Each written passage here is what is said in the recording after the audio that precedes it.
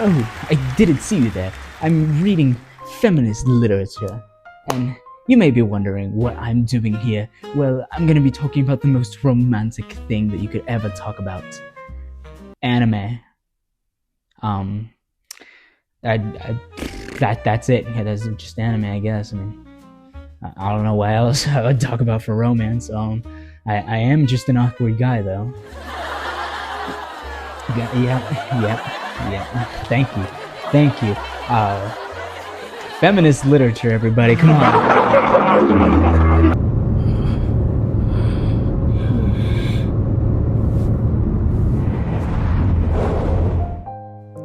Romance anime, Japan's greatest gift since the Yaoi dungeon, and because Valentine's Day is coming up and we actually get this video out on time, I would like to talk about not one, not two, but 3 romance animes for this video and explaining why you should watch them. Those 3 anime being Timon's B-side, The Invisible Man and His Soon-to-Be Wife, and You and I Are Polar Opposites. Because what else am I gonna do? I already ruined my roommate's date earlier and that went better than expected. Hey, room for one more?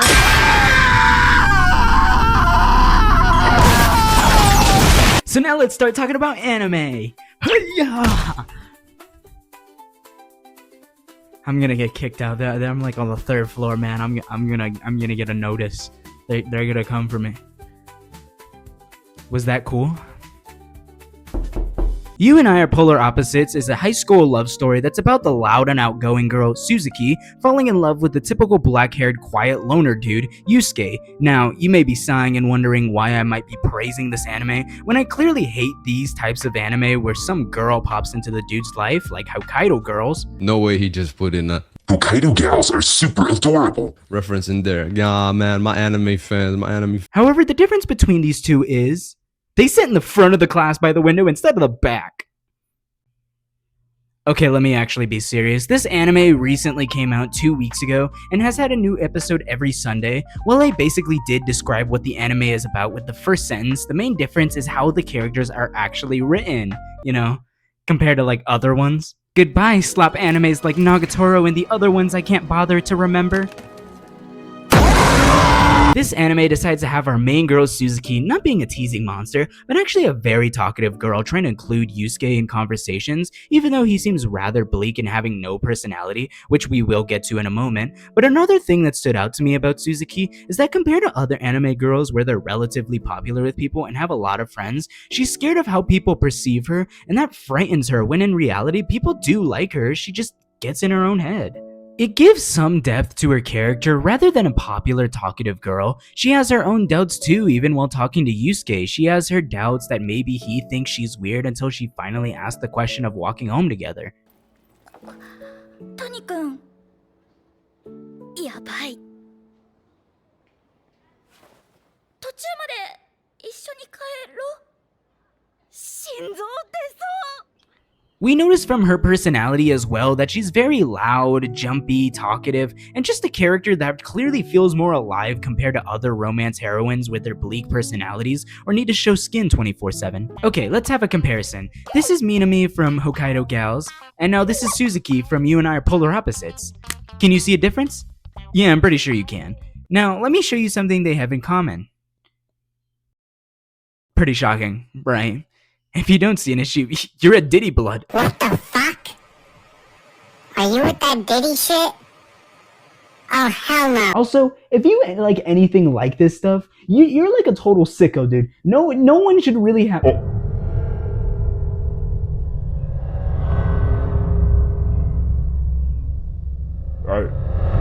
I don't know what that is. Okay, moving on to Yusuke. As I stated earlier, Yusuke is a very quiet dude who just gets his work done, and while I didn't like that idea at first, it began to grow on me, as this isn't like other animes where the quiet guy is just living every guy's fantasy of some dream girl doing whatever he wants, and just having their body being shown off for fan service, which really kills the mood of any romance, to be honest. What I do like about him is that he's shy, but he speaks when he wants to, explaining how he gets nervous and apologizes to Suzuki for not being as talkative as her. It makes this relationship feel more alive even though one person is talking. You can tell that Yusuke loves every moment they have together though. Not to mention, he also has his moments of being courageous, holding her hand and telling her that he loves her. All of these little moments to show that he is more than just a shy guy that relies on the girl, but more of a guy who expresses his love differently. It also introduces us into his world as we get more time with him and what he thinks about Suzuki after they all think he's a boring guy who just gets his work done. Sort of like the anime Horror Mia, where we don't know much about Miyamura and his personality until Hori talks with him more, opening our eyes as much as the characters and how they perceive and interact with each other. Love really is in the air for this anime. I'm just kidding, let's Bowser. I will say though, this anime had me kicking my feet and giggling the whole time with how these characters act. I mean, it was chill. In the end, this is a really cute anime, and while writing this, there's currently 3 episodes. But there'll be a couple more episodes whenever this video releases, so go watch that anime and come back for more recommendations from old Papa Nerd. The Invisible Man and his soon-to-be wife sure is an anime. Not even in a bad way, just more of a bizarre idea that really tickles my mind. Why did I even tell them to edit that in? Sorry, I've been just so worried about Valentines and getting a Valentine. Hey, so I thought y'all were both really cool, and you know, if even one of y'all like wanna like be my Valentine, would we could like duo and play rivals together, you know? We're fucking you gay, stupid ass- Logan. No, you're fucking lesbians, bro. What are you talking Yeah, about? what the fuck are you on What about? the fuck are you on about? Oh my god, and you fucking suck at Marvel Rivals. Bro, shut the fuck up. You're actually stupid. So is that a yes? This anime is about an invisible man, Akira, and a blind woman, Shizuka, that work together at a detective agency as they both grow closer day after day. Yes, I'm not joking, that is the actual plot of the series. It says it so on the Crunchyroll description for the show. I'm not even bashing on this, but that's quite literally all I can describe about this anime. Both have cute moments of talking with each other. Akira asks Shizuka to hold his arm since she's blind, asking to go on dates and drinking tea together. This is actually some pretty cute stuff. I wish I could do this. You know what? One of you lucky viewers gets to have my phone number. Just rest of you like look away whenever I'm like doing this, but let me get that for you. So one of the things I probably want to tell you before I give you my phone number, obviously, is like I don't want you texting me after like 11 p.m. Not because I'm like a freak, but like I'm doing things guys my age are usually doing at that time. Please, you have to win this. I can't lose any more money.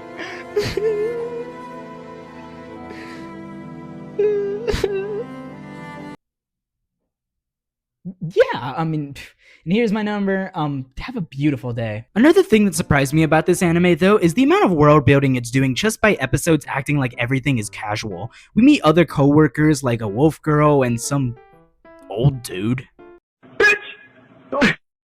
Okay, maybe we can't all be magical things like being an invisible dude or a wolf girl, and being blind isn't even a power. Hey! But they actually have different races of things like wolves, elves, onis, bird people, and still old dude. It makes it all an interesting sight to watch as we're not having to go through the drag of re-explaining to us what an elf is, considering anime love rehashing things over and over about these kinds of fantasy animes. So it's just peaceful watching just these situations act as if nothing is wrong, and this is just normal to everyone. I also like the segments where we learn more about Shizuka and her experiences with being blind, how she picks out clothes even though she's scared she'll look silly since she can't see what she's wearing, how she gets around and senses people, even Akira, and how she enjoys her time with listening to books and how she does her job. This is a very cozy anime while letting us focus on our main 2 characters, and even when they're apart, they still have their moments to shine. I don't feel bored when it's just Akira because we learn more about him and his life as well, not to mention he's a detective, so it's interesting to watch how he investigates by going completely invisible.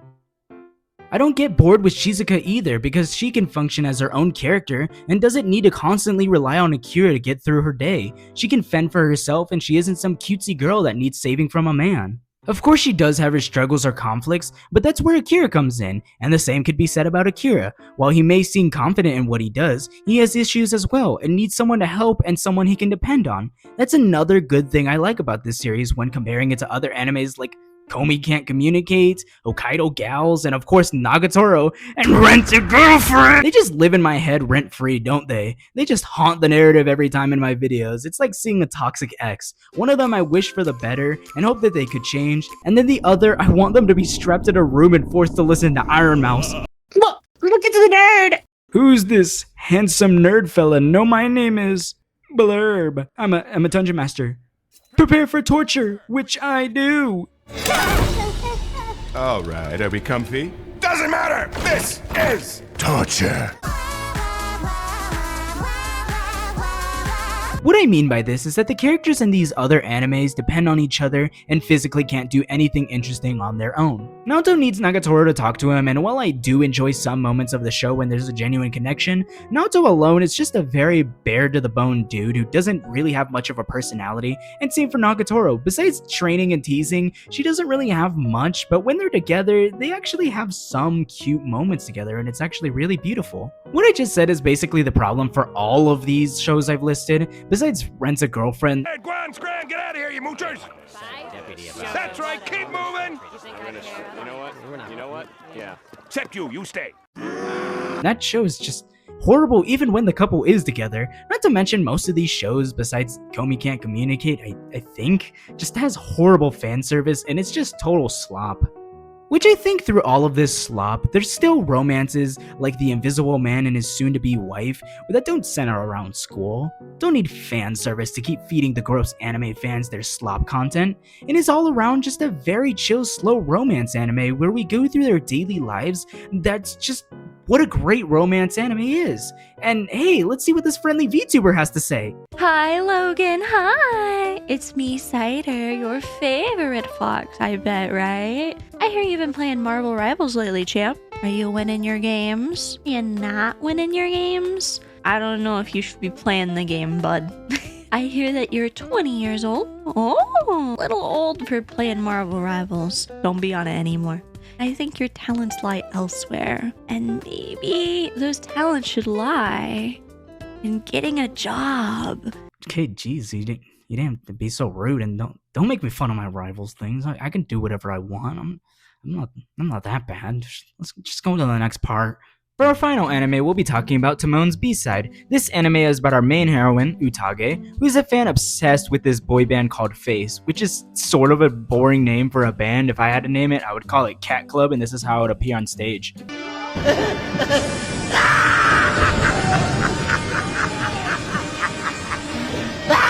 Of course, because Utage is obsessed with the lead singer Timon, spending so much money on merch, she obviously needs a job like me, unless she's gonna be like that one girl crying outside of the Taylor Swift concert.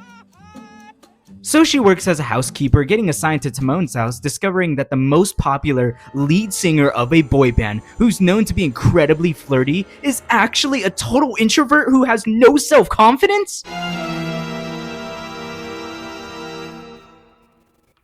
Kind of like Timon's B-side. Oh! Dance break, then it's mystery time. Gravity Falls will be right back on Disney XD. Hey guys, it's me, the nerd. I'm making this ad just to tell you, go subscribe to my YouTube channel. You know, we're already on here at this point. You should just subscribe at this point and comment something really, really nice, like I love anime or something like that. And honestly, I just woke up from a nap and this is horrible. And I thought this is funny. Why did I decide to do this? My editor, I hate this. I'm getting blinded right now because of the... Ah! The weirdness continues. Now back to Gravity Falls on Disney XD. Throughout the anime, we watch these antics of a crazy obsessed fangirl trying to give confidence to her favorite singer, as Timon struggles and tries to be perfect for his fans, as we watch his insecurities and struggles with being famous, as they both work together so Timon gains more confidence in himself. I like this concept of the guy actually needing help from a girl in the anime, especially for someone being an idol. I feel like most animes don't have a personality for idol kind of guys besides them being secretly a little shy, or just they're always cocky, or constantly arguing with someone for comedic effect. However, with this, it makes it to where Timon is actually incredibly anxious with what he says, how he should do things, and is incredibly needy for Utage and her help. The concept gets more exciting when we meet more of the group members, seeing how they act completely different to when they're on stage. It makes the anime funnier, seeing them try and hide their personality from these flirty guys who can do whatever they want, to being polar opposites in reality, like Timon being incredibly anxious. or one of the members being demanding and rude to people. Sadly, with what we have of the 4 episodes during the time of making this video, we've only seen one of the other group members' real personality. Also, story-wise, so far with what we have, this concept doesn't bother me too much still. Usually with romance anime, if they're trying to keep something a secret, it's always the same tropes of having an arc with a giant misunderstanding that goes on for several episodes. One of the characters gets sad that the other is getting hit on, or a scene where they're trying not to get caught with each other. In Timon's B-side, to my knowledge, while they are keeping this a secret, they have different ways of not blowing their cover, such as Timon wearing a bag over his head or him putting on a wig so no one will know it's him. They don't have these scenes where they're trying to build tension which ruins the date, or they're trying to hide from people. Even with the concert, Timon pulls Utage into a room and they express how they're feeling in the moment. While they are hiding from people, there's no tension. Rather, they embrace that they have this little moment of peace together when they're separated in their own worlds to finally come together and express their emotions, which is something I really loved about this anime. Also, of course, with an anime, I have to talk about how these characters have their own personalities. Obviously, from what I've been saying, Timon has his own character of being afraid of what people think of him, being anxious, but still having a dream to make people smile, even if it is hard for him to interact and sing. Not to mention, we learn more about his character throughout the show, which I'll let you watch more to figure out since this anime only has 4 episodes, but like I said, they do really give him a lot of depth. I like that he doesn't try to use the fact that he's a celebrity against Utage. He instead apologizes that he's not the same idol she fell in love with on stage, which of course she accepts all of him. But it's a great touch to show his character that he really does feel guilty that he isn't some perfect being 24/7. He has his own struggles with himself, and he still has his goals, and that's what makes me admire his character. Now, as much as I praise Timon, I think Utage is a good heroine for the love story. I love that she's constantly praising Timon and trying to help him achieve his dream, while also getting him out of his mindset that he's not a good person. I love the fan aspect of her whenever she's crazy because that makes it hilarious watching how obsessed she is with this idol and how she gets mad how Timon could think he's a horrible person when she thinks he's a literal god. Just in the aspect of being a crazy fan though, it just puts me off a little whenever she becomes hesitant or denies that they could be together because they live in separate worlds, or the fact that she could not fall in love with an idol because thinking about how all the other fans would feel if they saw them together. It's a little annoying. I don't know. That's the only way I could put it. It's kind of frustrating whenever you watch this, and she literally has this whole opportunity at the hand, and she just doesn't take it. However, that's just a small complaint I have with the show, but compared to the amount of praise I have for the anime, I think it does do an amazing job with the characters and comedy. Now, with all the things I said, I think that this anime is just really good. I love the comedy, I love the romance, I love the characters, I love all the interactions that they have, and it's just so much love that I have for this show, for all of these shows, honestly. They're a great change of pace for anyone looking for something completely different that isn't total slop, but you know, it's really good, and I really hope that y'all get to enjoy some of these as much as I did. This is actually going to be something really, personal, I guess. I suck at love. I really don't understand it. But with these video and actually having to learn about more love with these animes, it really helped me come out of my shell and finally be able to meet someone during the making of this video. And they honestly mean so much to me.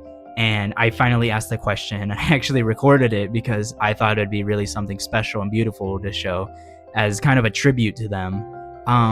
So yeah, here's this interaction. It's really beautiful, and I hope y'all enjoy.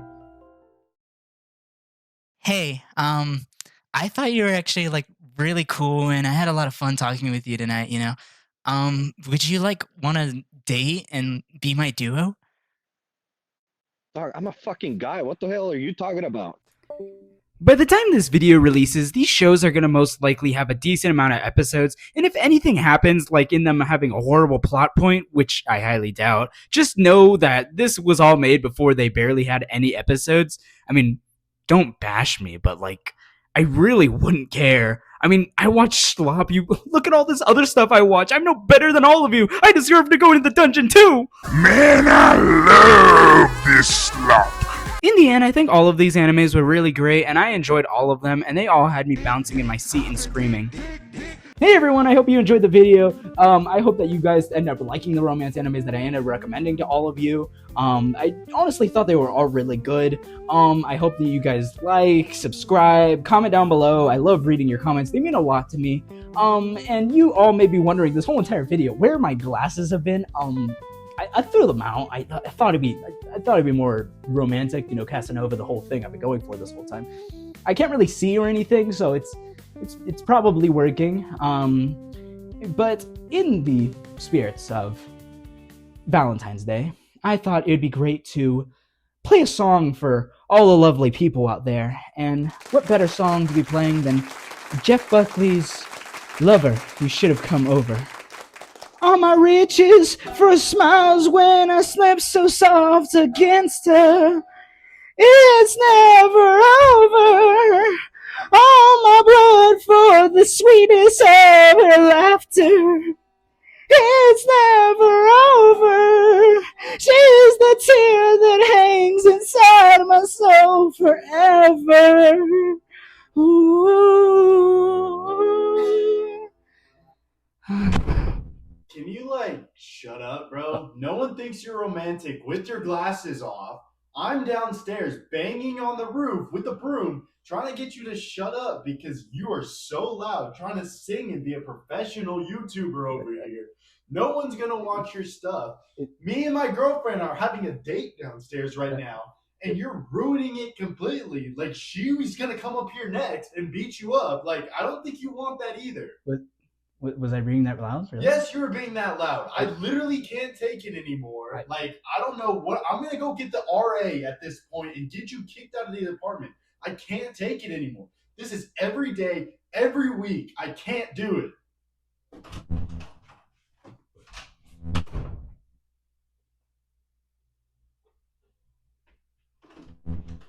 Happy Valentine's Day! I always thought I might be bad, now I'm sure.